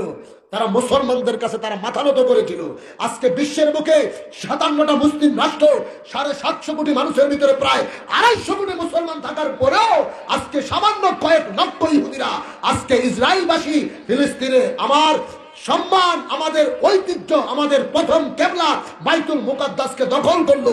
মা বোনদেরকে, শিশুদের হিন্দুদেরকে মুসলমানদেরকে হত্যা করতেছে, আর আমরা এখনো গ্রামের ভিতরে ওহাবি, সুন্নি, খারিজি, শিয়া, রাফিজি, মুতাজিলা, কাদিয়ানি নিয়ে মারামারি করতেছি, আলাদা হচ্ছি, আত্মসী, চরমোনাই, ভান্ডার শরীফ, ওমর দরবার, তুমর দরবার বলে নিজেদের ভিতরে ঝগড়া সৃষ্টি করতেছি, আর মুসলমান মার খেতে কথা বল, ঠিক কিনা? এখনো মুসলমান ঘুম ভাঙে না যে আপনার আমার ভুলের কারণে আজকে তারা সুযোগ পাচ্ছে, আপনার আমার ভুলের কারণে আজকে তারা সুযোগ পায়। আজকে যদি 57টা মুসলিম রাষ্ট্র যদি এক হতো, এই যে এবছর 2023-এ যেভাবে ফিলিস্তিনে আক্রমণ চালাচ্ছে, বিশ্বের কোন যুদ্ধ আইনে নাই হসপিটালের ভিতরে বোমা মারবে, শিশু বাচ্চাদেরকে হত্যা করবে, কিন্তু ফিলিস্তিনে গাজাবাসী হসপিটালে তারা আক্রমণ করতেছে, শিশু বাচ্চাদেরকে তারা হত্যা করতেছে, গর্ভবতী মা বোনদেরকে তারা হত্যা করতেছে, ধর্ষণ করতেছে। এটা কোন পৃথিবীর যুদ্ধ আইনে? এর পরেও তো বিশ্বের একটা মুসলিম দেশ মাথাচাড়া দিল না। বাংলাদেশ, আমার দেশ নিয়ে যদি বলি, এত হুজুর এই দেশ, অমুক ইসলাম তমুক ইসলাম, এত আলেম সমাজ এই দেশে, এত পিসাব এই দেশে, কই কেউ তো ফিলিস্তিনিদের পক্ষে দাঁড়িয়ে ঢাকা ঐতিহাসিক জায়গায় আপনারা নির্বাচনের পূর্বে অনেক জনসমাবেশ করছেন, অনেক মহাসমাবেশ করছেন, একজনও তো ফিলিস্তিনিদের পক্ষে দাঁড়িয়ে সোচ্চার কণ্ঠে সেখান থেকে আপনারা স্তব্ধীর ধ্বনি দেন নাই। কে দিয়েছে? যার বিরুদ্ধে আপনারা গালি দেন। ঘুম থেকে উঠা যার বিরুদ্ধে কথা না বললে আপনাদের পেটের ভাত হজম হয় না, যেই দরবারের বিরুদ্ধে কথা না বললে আপনাদের হাতে ঘুম আসে না, ওই মানুষটা জাকের পার্টির মহামান্য চেয়ারম্যান মহোদয় ঢাকা রাজধানীতে, শুধু রাজধানী না সারা বাংলাদেশের প্রতিটা উপজেলায় ফিলিস্তিনিদের পক্ষে মানববন্ধন দিছে কি দেয় নাই? আপনাদের বরিশালে হয় নাই? হয়েছে কি হয় নাই? ঢাকার রাজধানীতে হাজার হাজার মানুষ নিয়ে মিছিলের মাধ্যমে প্রতিবাদ জানিয়ে তিনি বলেছে, সরকার যদি অনুমতি দেয়, জাকের পার্টির আত্মত্যাগী 21 লক্ষ নেতাকর্মী প্রস্তুত সেই ফিলিস্তিনে গিয়ে বাইতুল মুকাদ্দাস রক্ষা করার জন্য, গাজাবাসীদেরকে রক্ষা করতে, ওই ইসরায়েল সম্প্রদায়ের সাথে জিহাদ করার জন্য জাকের পার্টির 21 লক্ষ নেতাকর্মী প্রস্তুত ছিল। কথা বলতে আল্লাহু আকবার। আজকে আপনারা আমাদেরকে নিয়ে মন্তব্য করেন, আপনারা আমাদেরকে নিয়ে বড় বড় লেকচার মারেন মানুষের সামনে, বলেন এখন কথা কই? তারা তো আমার জাতি ভাই, মুসলিম ভাই, আপনারা তো কেউ মাথা ছাড়া দেন নাই, আমরা দিয়েছি। এখন বলবেন আমরা এই দেশ থেকে প্রতিবাদ করলে কি লাভ হবে? অবশ্যই লাভ হবে। আপনার একটা ভাই যদি বিপদ ক্ষতিগ্রস্ত হয়, সে যদি নিঃস্ব হয়ে যায়, আপনি যদি তাকে সান্ত্বনাটুকুও দেন যে ভাই তুই চিন্তা করিস না, আমরা তো আছি, এই লোকটা তার ভিতরে বাঁচার একটা স্বপ্ন, ভিতরে সে একটু শক্তি পায় না? টাকা দিতে পারেন নাই, খাবার দিতে পারেন নাই, শুধু বলছেন যে ভাই তুই চিন্তা করিস না, আমি তো আছি, এটা বললে তার ভিতরে একটু শান্তি আসে কি আসে না? একটু কথা কন না, আল্লাহ দোহাই লাগে, আসে কি আসে না? আজকে ফিলিস্তিন আমাদের থেকে শত শত মাইল দূরে, ওইদিকে আমার ভাই শহীদ হচ্ছে, আমার মা তার জীবন দিচ্ছে। আপনি বাংলাদেশ থেকে যদি আপনি তাদের পক্ষে কথা বলেন, আপনি ইসরায়েলের বিরুদ্ধে যদি প্রতিবাদ জানান, আপনি তার কাছে যাইতে পারেন নাই। তার শক্তি দিয়ে সে যুদ্ধ করতেছে। সে যখন স্যাটেলাইটের মাধ্যমে, টেলিভিশন হোক, ফেসবুকের মাধ্যমে যখন সে দেখবে ওই বাংলাদেশে আমার কিছু মুসলিম ভাই তারা আমাদের পক্ষে প্রতিবাদ, আমাদের পক্ষে দাঁড়িয়ে তাদের বিরুদ্ধে স্লোগান দিচ্ছে, এই দৃশ্যটা দেখা তাদের ইমানের জোর আরো বাড়বে। এটা দেখার পরে তাদের ভিতরে আরো জজ্বা আসবে।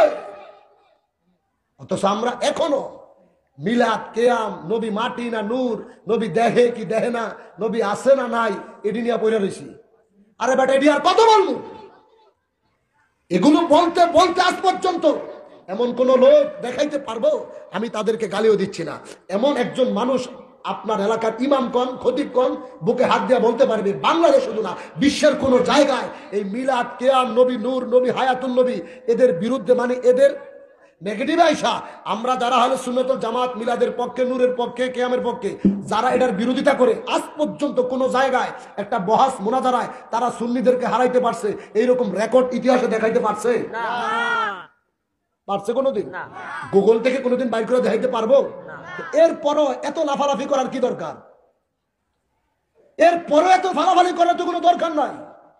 সমাজের সাধারণ মানুষ, খেটে খাওয়া মানুষ, এরা তো তাদের ইমানটা একবারে নিখুঁত, এরা ছোটবেলা থেকে এই দেশ আউলিয়া কেরামদের দেশ, বিশেষ করে দক্ষিণবঙ্গ যেটা বরিশাল বিভাগ বলি, আমরা চাঁদপুরের মানুষ। আমরা ছোটবেলায় আমাদের যখন মাদ্রাসায় পড়তাম, লঞ্চ কাফেলা করে করে এই দেশে আলেম সমাজ আসতো তাইচা বুজুরের মাদ্রাসায়, তারপরে সারসিনা দরবার শরীফে। আমার চাঁদপুর থেকে দেখতাম ওই যে চরমনাইতে অনেক লঞ্চ কাফেলা আসে। আমরা জানতাম এই দেশ আলেম সমাজ বেশি, দক্ষিণবঙ্গে ওই নোয়াখালী, এই বরিশাল, এগুলো হচ্ছে আলেম অধ্যুষিত এলাকা। এখনো পর্যন্ত এই জায়গায় এইভাবে মানুষের ভিতরে ফেতনা সৃষ্টি করে রাখবেন, এটা তো হতে পারে না। কথা বলেন। আর কত মানুষদেরকে গুমরাহি থেকে নেবেন? আর কত মানুষদেরকে নিয়ে ছিনিমিনি খেলবেন? ইমানের কাঠগড়ায় তো আপনাকে একদিন দাঁড়াইতে হবে। হবে কি হবে না? সবচেয়ে বড় কথা হলো ভাই, যেটা বলেছি, দুশ্মনী যতই করুক, আপনাকে নবীর পথ থেকে আলাদা করতে যতই দুশ্মনী করুক, নবী যদি আপনাকে তার গোলাম হিসাবে কবুল করে, কেউ আপনাকে দূরে নিতে পারবে না। আজকে বিশ্ব জাকের মঞ্জিল, বিশ্ব বেসালত মঞ্জিল নিয়ে যে বা যাহারাই মনে করেন যে মানুষকে দূরে রাখবেন, আপনার বাপ দাদা 14 গোষ্ঠী পারেন, আপনি কেমনে পারবেন? আপনাদের পূর্বপুরুষ 14 গোষ্ঠী যারা আলেম সমাজ ছিল, তারাই তো মানুষকে ফিরিয়ে রাখতে পারে নাই। আপনি তো মিয়া দেড়ফাতার মোল্লা, পুঁটি মাছ লাফায় বেশি, কিন্তু তিমি মাছ সমুদ্রের ভিতরে থাকে। তিমি মাছ যদি বছরে একবারও লাড়া দেয়, পুঁটি মাছের 14 গোষ্ঠী সব একখানে হয়ে যায়। কথা কোন ঠিক কিনা? আপনারা এখন মানুষদেরকে কি দাঁত বাজাত শিখাইবেন মিয়া? আপনার বাপ দাদা পূর্বপুরুষ তারাই তো পারে নাই বিশ্বনির সাথে পাল্লা দিয়ে কাদা ফরিদপুরের দরবারে যাওয়া মানুষ আটকাইতে পারছে? কোনদিন আর পারবে? যেমনি ভাবে বলতে হয়, আমার নবী রাহমাতুল লিল আলামিনের জামানায় নবীজির একজন ছোট্ট সাহাবী, তার নাম হচ্ছে হুবাব, তার বাবার নাম হচ্ছে জালবির। শিশু বাচ্চাটা মাত্র 8 থেকে 9 বছর বয়স। আজকে হাজার হাজার পরিবার নবী দেখে নাই, সাহাবী দেখে নাই, মদিনা তো যেতে পারে নাই। খেটে খাওয়া মানুষ, রিক্সা চালায়, ভ্যান চালায়, মাটি কাটে। এরপরেও এই পাগলগুলো যখন আমার নবীর পক্ষে কোনো কথা শোনে, নবীর জীবনে শোনে, 2 চোখ দিয়ে টলমল করে পানি বের হইতে থাকে। আবার ওই যে বলেছি, দাড়ি আছে, টুপি আছে, জুব্বা আছে, পাগড়ি আছে, মাদ্রাসার লেবাস গায়ে আছে, কিন্তু যখন ওই বেটা মিলাদ দেখে, যখন নবীর কোনো কথা শোনে, ওর কাছে কেমন জানি ভালো লাগে না। শরীরের ভিতরে জ্বালা পড়া শুরু করে। যেমন ছোটবেলা আমরা জিন সালাম দেখতাম, যখন মসজিদের ইমাম সাহেব আইসা, খতিব সাহেব যখন সূরা জিন পড়তো, যেটারে জিনে আসর করছে, এটা শরীর কেমন জানি জ্বালা পড়া শুরু হয়েছে। ঠিক ওই রকম ভাবে চেহারা কালো, শিক্ষাগত যোগ্যতা নাই, মুখে দাড়ি নাই, মাথায় টুপি নাই, পরনে জুব্বাও নাই, রিক্সা চালায়, মুচিগিরি করে, মাটি কাটে, কিন্তু ভিতরে মদিনাওয়ালার মোহাব্বত আছে। এরা যখন নবীর কোনো কথা শোনে, চোখ দিয়া পানি বাইরে হয়। আবার টুপিও আছে, দাড়িও আছে, লেবাসও আছে, জুব্বাও আছে, শিক্ষাগত যোগ্যতা সার্টিফিকেট ভুরি ভুরি আছে, কিন্তু নবীর কথা শুনলে জ্বালা পড়া শুরু হয়ে যায়। বুঝতে হবে এটাই হচ্ছে ওইটা যে আমার নবীর দুশ্মন, বোঝার উপায় কথা ঠিক কিনা? ছোট্ট হুবাব, তার বাবা জালবির একজন ইহুদি। আমার নূরের নবী রাহমাতুল লিল আলামিন সরকারে দো আলমের নাম মোবারক তাওরাতের ভিতরে ছিল কি ছিল না? তাওরাত কিতাবের ভিতরে আমার নবীজির নাম মোবারক ছিল কি ছিল না? ইনজিলের ভিতরে ছিল কি ছিল না? জবুর কিতাবের ভিতরে ছিল কি ছিল না? ঈসা আলাইহিস সালাতু ওয়াস সালামের ইনজিল কিতাব যখন আমার আল্লাহ তার কাছে দিলেন, সেখানেও আমার নবীর নাম মোবারক। জালবির ওই জমানার একজন খ্রিস্টান পাদ্রী, একটা চিঠির ভিতরে আমার নূরের নবী রাহমাতুল লিল আলামিনের নাম মোবারক লেখা। জালবির এই চিঠিটাকে সুন্দর করে মুড়ে চিঠিটা তার ঘরের একটা সিন্দুকের ভিতরে লুকিয়ে রাখলেন। আজকে শত বাধা দেওয়ার পরেও আপনাদেরকে কেউ জাকের পার্টির চেয়ারম্যানের কাছে যাওয়া কেন বন্ধ করতে পারে না? এর কারণ কি? এখন আমি আমার ঘরের কথা বলছি। একটা সময় ছিল হাজার হাজার লক্ষ লক্ষ মানুষ জাকের পার্টির ব্যানারে প্রোগ্রাম করত, তারা এসে আপনাদের সঙ্গে সম্পৃক্ত হয়ে খেদমত করত। এখন আপনি তাকে ডাক দিলে পাওয়া যায় না। আপনি যাচ্ছেন বিশ্ব বেসালত মঞ্জিলে, কেউ যাচ্ছে এই দিকে, আপনি ডাক দিচ্ছেন এই পথে, উনি যাচ্ছে ওই পথে। এই যে ডিভাইডেড হয়ে যাওয়াটা, এরপরেও তো শত ফতুয়া দিয়া, শত বিরোধিতা কইরা, শত বদনাম করে এই যুবকগুলাকে ছাত্র ফ্রন্ট বলেন, যুব ফ্রন্ট বলেন, যুব ফ্রন্ট বলেন, যুব স্বেচ্ছা বলেন, স্বেচ্ছাসেবক ফ্রন্ট বলেন, কিশোর ফ্রন্ট বলেন, বালক ফ্রন্ট বলেন, সড়ক পরিবহন শ্রমিক ফ্রন্ট বলেন, শ্রমিক ফ্রন্ট বলেন, মৎস্যজীবী ফ্রন্ট বলেন, বাস্তুয়ারা ফ্রন্ট বলেন, কৃষক ফ্রন্ট বলেন, আইনজীবী ফ্রন্ট বলেন, রমদন ফ্রন্ট বলেন, ওলামা ফ্রন্ট বলেন, যুব ওলামা বলেন, তালাবা বলেন, ছাত্রী ফ্রন্ট বলেন, মহিলা ফ্রন্ট বলেন, 24টা সহযোগী সংগঠন এখনো তারা ইমানের বরে বলিয়ান হয়ে সবকিছু উপেক্ষা করে বিশ্বলির আওলাদ হিজবুল্লাহর ইমামের দিকে যাচ্ছে। এর মূল কারণটা কি? মূল নেয়ামতটা কোন জায়গা থেকে পাইলেন? কথাটা শুনে যান। এই 1.5 ঘন্টা পরে একটা ঘটনা দিয়ে আপনাদেরকে বুঝাইবার জন্য নিয়োগ করেছি। জালবির নবীজির নাম মোবারকটা একটা সিন্ধুকের ভিতরে সে আটকিয়ে রাখতো। প্রতি সপ্তাহে যখন সোমবার যখন আসতো, জালবির দেখতো হঠাৎ করে সে যখন তার সিন্ধুকের তালাটা খুলতো, তালাটা খোলার পরে নবীজির নাম মোবারকটা যখন তার হাতে নিত, যদিও ইহুদি, নবীর নাম মোবারকটা যখন হাতে নেয়, জালবির দেখে আমার নবীর নাম মোবারকের ভিতরে নুরানি আলো ঝলমল ঝলমল করে জোরে কন্যা ইহুদি চিঠি ফালায়ও না, নিজের কাছে রিজার্ভ রাখা দিছে, কাউকে দেখতেও দেয় না। যে দেখবে সেই তো পাগলে মুসলমান হয়ে যাবে। একদিন, 2 দিন, 3 দিন দেখতে দেখতে দেখতে দেখতে সময় পার হয়ে যায়।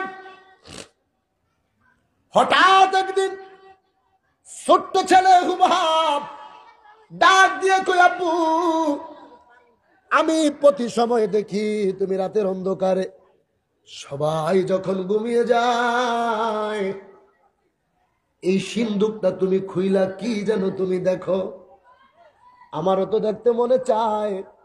বাবাই সাবধান করে দিচ্ছে, তুই পৃথিবীতে যাহা কিছু করবি সব আমি মেনে নিব, কিন্তু জীবনে কোনোদিন এই সিন্দুকের ভিতরে হাত দিবি না, জীবনে কোনোদিন এই সিন্দুকের ভিতরে কি আছে তুই দেখতে পারবি না, কোনোদিন দেখার সাহস করবি না। কেন? জালবির জানে যে নবীর নাম দেখবে, যে নবীর নাম মোবারক দেখবে, সাথে সাথে কালেমা পইরা ঈমান আনবে।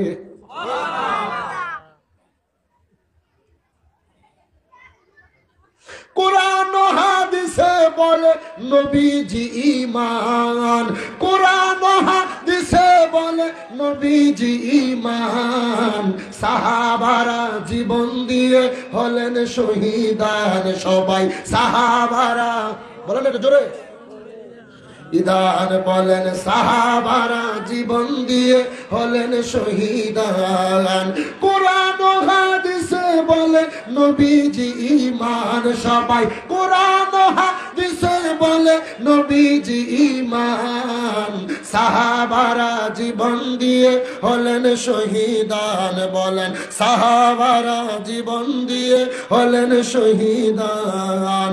আল্লাহ এত ভালোবাসো কেন নবীকে, তাই তো আজান কামতে রাখছো তাহাকে। ইয়া রাসূলুল্লাহ, আল্লাহ এত ভালোবাসো কেন নবীকে, তাই তো আজান কামতে রাখছো তাহাকে। ওই নবীজি আপনি মোদের পরাণের পরাণ, বলো ও নবীজি আপনি মোদের পরাণের পরাণ, সাহাবারা জীবন দিয়ে হলেন শহীদান সবাই, সাহাবারা জালবির কই হুবহাব জীবনে কোনোদিন এই নাম মোবারক দেখবি না, জীবনে কোনোদিন এই সিন্ধুকের ভিতরে হাত দিবি না। হুবহাব ছোট্ট মানুষ, সে চিন্তায় পড়ে গেল, কি এমন আছে এই সিন্ধুকের ভিতরে, এটা আমারে দেখাই লাগবে, এটা আমারে দেখাই লাগবে। হঠাৎ একদিন তার মা পাশের এক বাড়িতে গ্রামে গিয়েছে। বাবা ইহুদি মানুষ, নেশা করতো, নেশা করতে করতে করতে করতে বাবা জ্ঞান হারা হয়ে গিয়েছে। জালবিরে যখন জ্ঞান হারা হয়ে গেল, হুবহাব ওই সিন্ধুকের দিকে হাঁটতে হাঁটতে যাইতে শুরু করলো। বাবার সিন্ধুকের কাছে গিয়ে বাবার কাছ থেকে চাবিটা সে নিয়ে আসলো। বাবা তো জ্ঞান হারা, কোনো কিছু বলতে পারে না। চাবিটা নিয়ে আইসা আমার নবীর পাগল, নবীর মোহব্বতে ওই সিন্দুকের তালাটা খুলে ফেললেন। সিন্দুকের তালাটা খোলার পর ওই কাগজটা হাতে নিলেন। কাগজটা হাতে নিতে দেরি রে, কাগজটা যখন ছোট্ট ছেলেটা খুললো, কাগজটা খোলার পর নবীজির নাম মোবারকটা চোখে পড়েছে। দেখে নবীর নাম মোবারকের ভিতরে নূরের আলো ঝলমল ঝলমল করতেছে। ছোট্ট হুবাব সহ্য করতে পারে না, নাম শুনিয়া নবীর নাম দেখা আমার নবীর কালেমা পয়রা মুসলমান হয়ে গেছে। জোরে কন্যা সুবহানাল্লাহ। নবীর নাম মোবারক দেখার সাথে সাথে এই নামের প্রেম কি মায়া কি মধু তার অন্তরের ভিতরে জাগ্রত হলো। চিঠিটা কপালে লাগায়, মুখে লাগায়, বুকে লাগায়, মোহাম্মদের নাম মোবারক দেখে পাগল হয়ে চোখের পানি ছেড়ে শুধু নবী নবী করতেছে। আর কান্দে, নবী গো, নাম মোবারক দেখে আমি এমন পাগল হয়েছি আপনার জীবনে কোনোদিন দেখি নাই। আপনার নাম মোবারক দেখা আমার ভিতরে, আমার কলিজার ভিতরে ঝড় তুফান শুরু হয়ে গিয়েছে।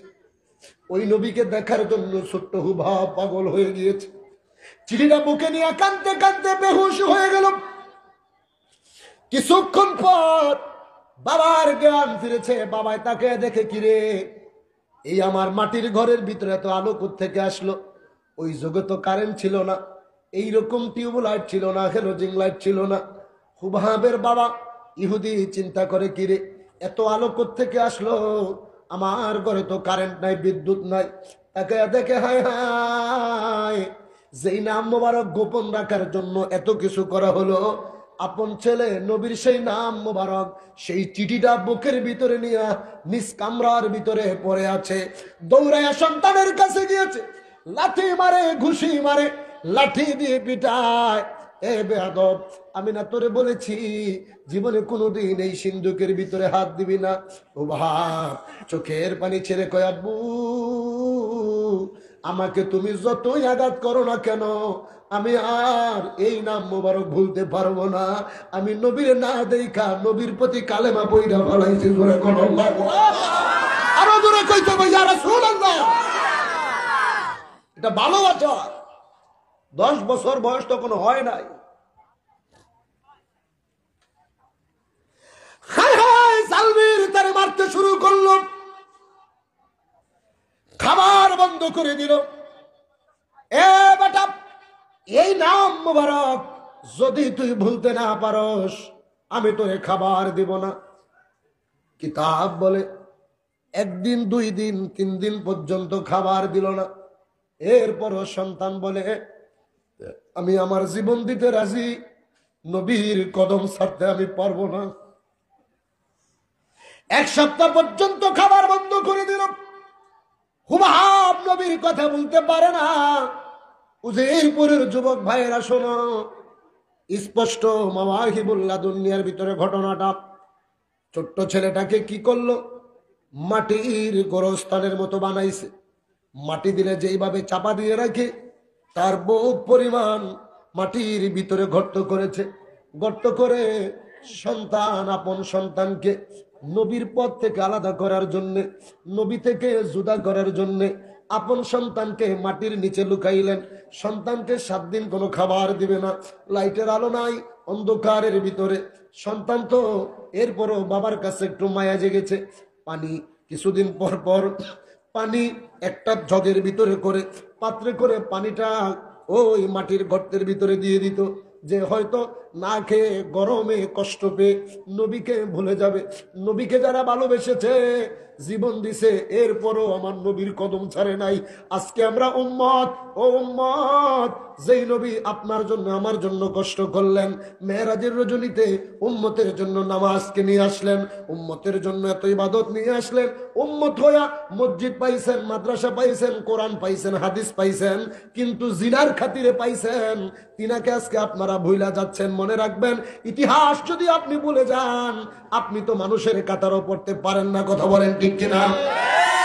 7 দিন পরে জালবির আপন সন্তান হুবহাবকে মাটির গর্ত থেকে মাটিটা যখন আলাদা করে দিলেন, মাটি আলাদা করে দেওয়ার পরে সে হয়তো ভেবেছিল আজকে হয়তো নবীকে ভুলে যাবে, আবার হয়তো সে সব ভুলে গিয়ে আবার বাপদাদার ধর্মে ফেরত আসবে। মাটির উপর থেকে মাটিগুলো সরিয়ে দেওয়ার পর বাবা বলে, এখন তুমি কি করবা? তাকে দেখে রে ওই গর্তের ভিতরে ছোট্ট জালবি, ছোট্ট হুবাব নবী নবী নবী নবী করে কাঁদবে।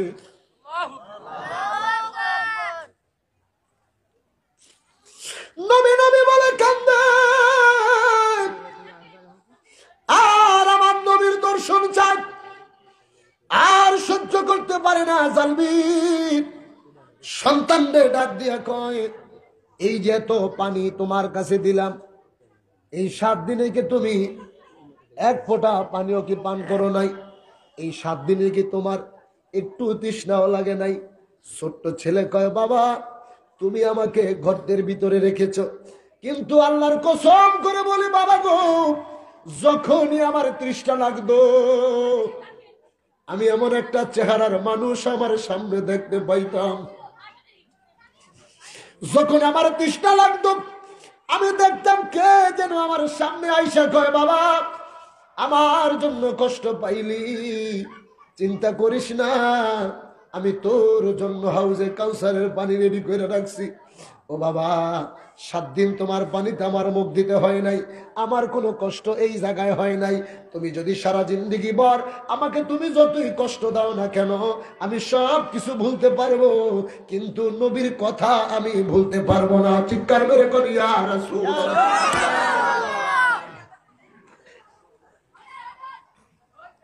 ছোট্ট ছেলেটার বাবা আর সহ্য করতে পারে না। সমাজের ভিতরে প্রতিষ্ঠিত একজন ব্যক্তি তিনি, সে চিন্তা করতেছে আমার ছেলে যদি আমার ধর্ম বাদ দিয়া সে যদি অন্য ধর্মে যায়, এটা তো কখনো মানুষ মেনে নিবে না। ঠিক ওই রকম অবস্থা এখন আমাদের ভিতরে ঢুকছে। কি, বাবা মারা গেছে, জানাজার নামাজ পড়াইতে হইব, জানাজার নামাজের পরে দোয়া করতে হইব। এখন সমাজে বাস করে ছোট ভাই, বড় ভাই, প্রতিবেশী, ইমাম সাহেব যেই হোক না কেন, জাকের ভাই চিন্তা করে আমাগরে দিয়াই বোঝাই, আমার হুজুর সারা জীবন জানাজার নামাজের পরে দোয়া আমাগরে শিখাইছে, হ্যাঁ শিখাইছে, দোয়া করে না?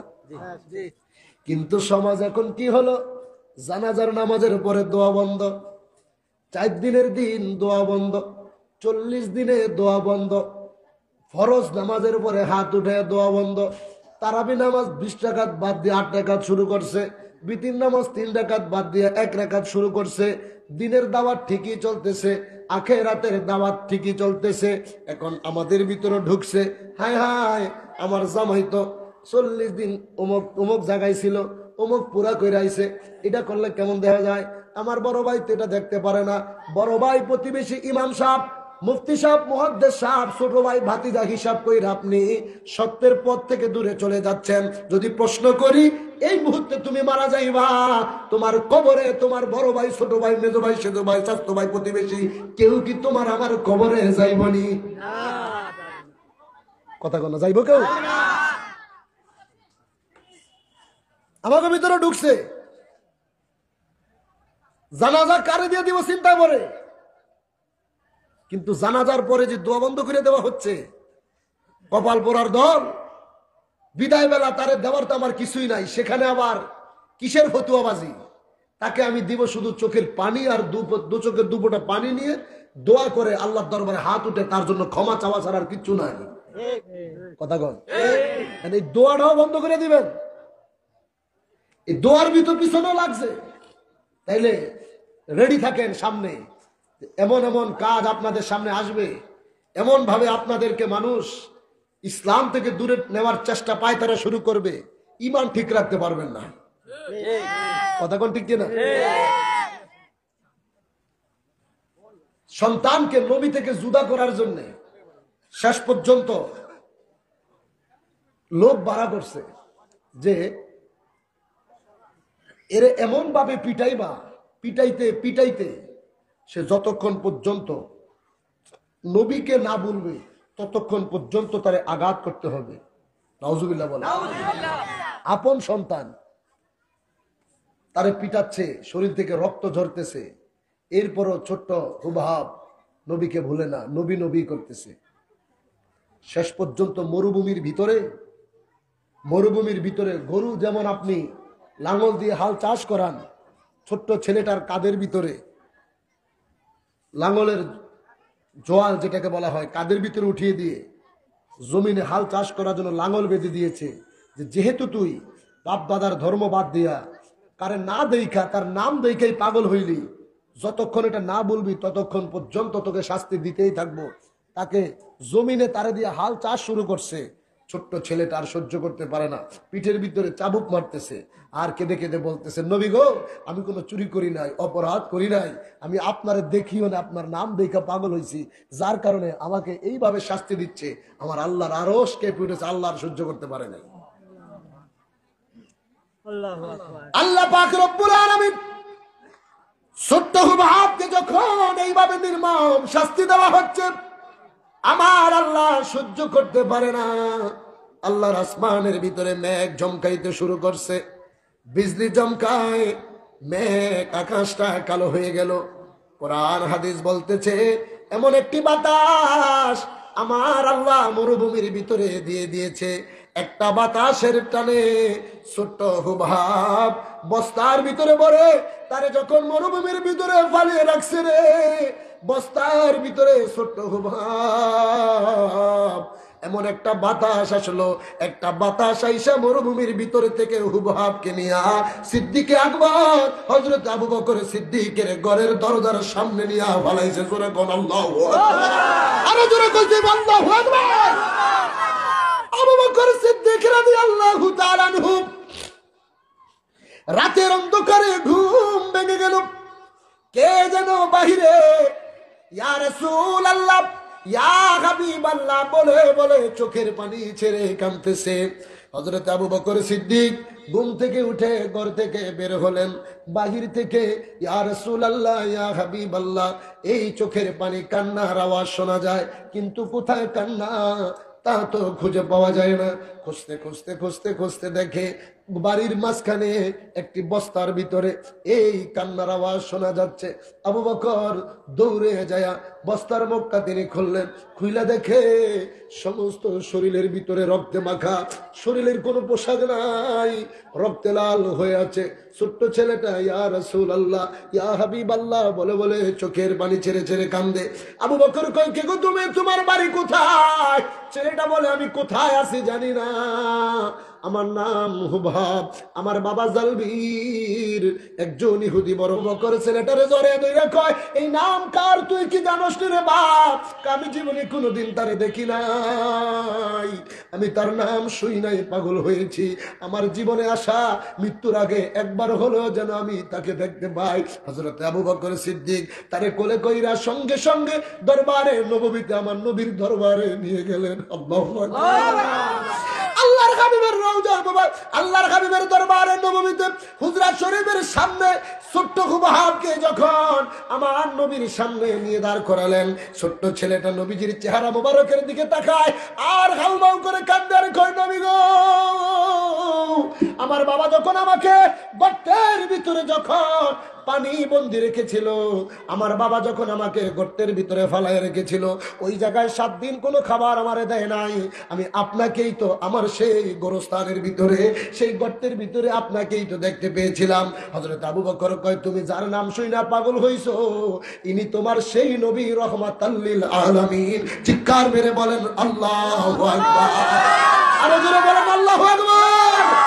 তোমায় কেমনে পাবো বলো না ইয়া রাসূলুল্লাহ, তোমায় কেমনে পাবো বলো না ইয়া রাসূলুল্লাহ, দেখিতে কতদিন বাকি বলো না ইয়া রাসূলুল্লাহ, দেখিতে কতদিন বাকি বলো না ইয়া রাসূলুল্লাহ, তোমায় কেমনে পাবো বলো না ইয়া রাসূলুল্লাহ, তোমায় কেমনে পাবো বলো না ইয়া রাসূলুল্লাহ, দেখিতে কতদিন বাকি বলো না ইয়া রাসূলুল্লাহ, দেখিতে কতদিন বাকি বলো না ইয়া।